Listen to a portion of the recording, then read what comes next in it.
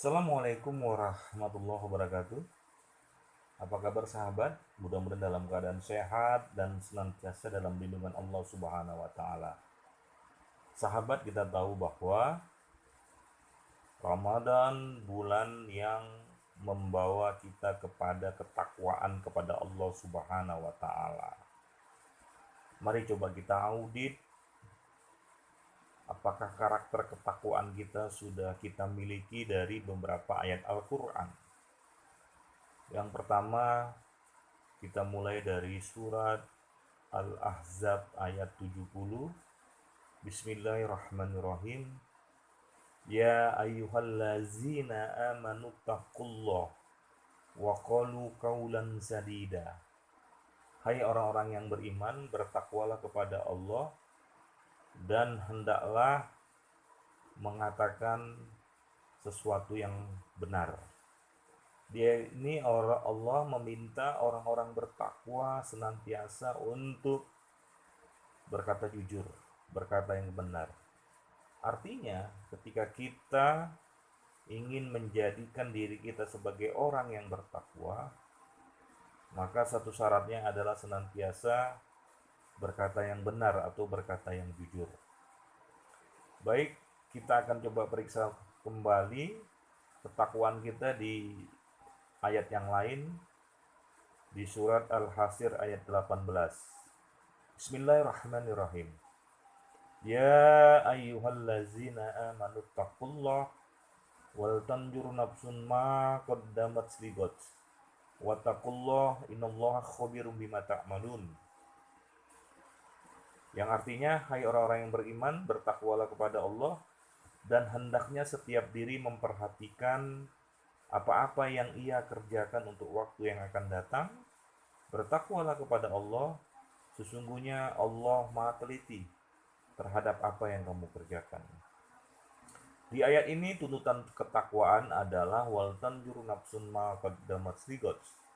Artinya, setiap kita disuruh untuk memperhatikan apa-apa yang kita kerjakan, apakah ada dampak baik buruknya untuk waktu yang akan datang. Artinya, orang-orang bertakwa senantiasa berpikir, merencanakan dengan baik seluruh aktivitasnya benar-benar dengan satu pertimbangan pemikiran yang matang, sehingga apapun yang dia lakukan itu bisa berdampak positif terhadap waktu-waktu yang akan datang yang menjadi target di waktu yang akan datang tersebut. Inilah ciri takwa yang sesuai dengan surat Al-Hasr ayat 18. Kemudian yang terakhir, ciri ketakwaan dari surat Ali Imran ayat 134. Bismillahirrahmanirrahim. Uiddat lil muttaqin allazina yunfikuna fi sarra'i wa darra wal kaji minal ghais wa afina 'anin nas wallahu yuhibbul muhsinin.